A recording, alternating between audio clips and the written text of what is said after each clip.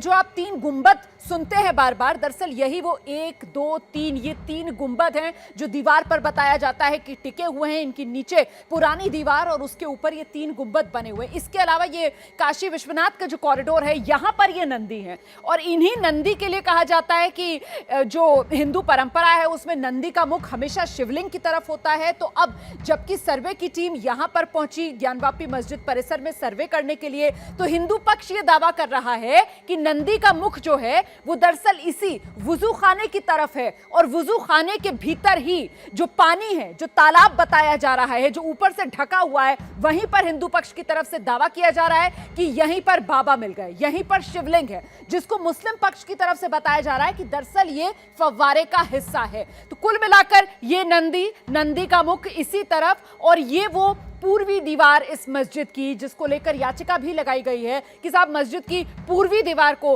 तोड़ा जाए। और आप देख सकते हैं कि वहां जहां पर वुजूखाना है वहां पर नीचे उतरने के लिए सीढ़ियां भी हैं। वहीं दूसरी तरफ ये जो पूर्वी हिस्सा बताया जा रहा है, यहां पर एक तहखाना भी है जो बंद बताया जा रहा है। इतना ही नहीं,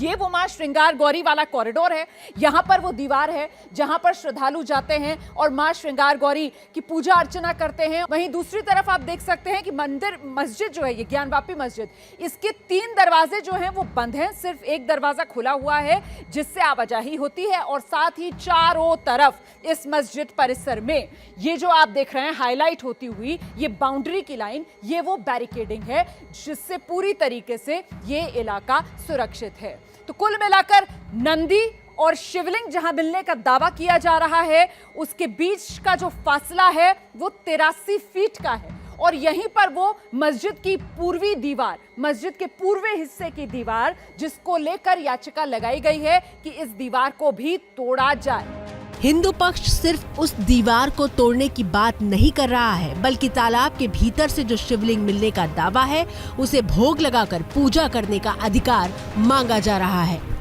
बहुत जल्दी हम लोग प्रयास कर रहे हैं, माननीय न्यायालय से मांग करेंगे,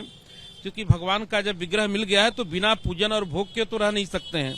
तो ऐसी स्थिति में शास्त्रीय विधि के अनुसार उनको जो है कम से कम पूजन का अधिकार मिलना चाहिए और निरंतर उसकी आरती भोग पूजन चलना चाहिए। पहली बात तो ये लोग ने हमारे बाबा को जैसे कैद कर रखा था, उस जगह वहाँ पे ये लोग हाथ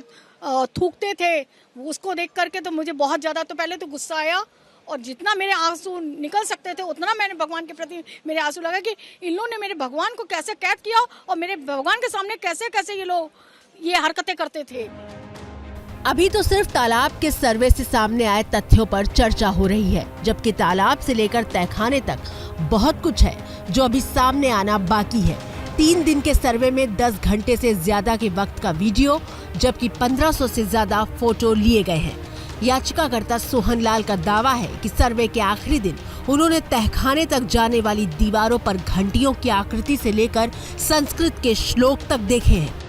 वहाँ भी तो बड़े बड़े खंभे हैं, सूर्य दिखाई दे रहे, कमल दिखाई दे रहे, स्वस्तिक दिखाई दे रहे हैं। कितने प्रमाणों की बात किया जाए, क्योंकि मस्जिद का तो कोई वहाँ वजूद ही नहीं है, कोई कल्पना ही, सब का सब मंदिर के अवशेषों से निर्माण किया और सारे प्रमाण, यहाँ तक कि हम मुस्लिम जो जिनके ताली थी तहखाने में गए तो वहाँ भी श्लोक नज़र आ रहे थे।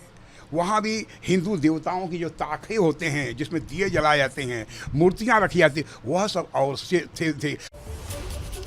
तो आपने देखा नंदी की गवाही किस तरीके से इस पूरे मामले में एक निर्णायक साबित हो रही है और साथ ही किस तरीके के दावे किए जा रहे हैं।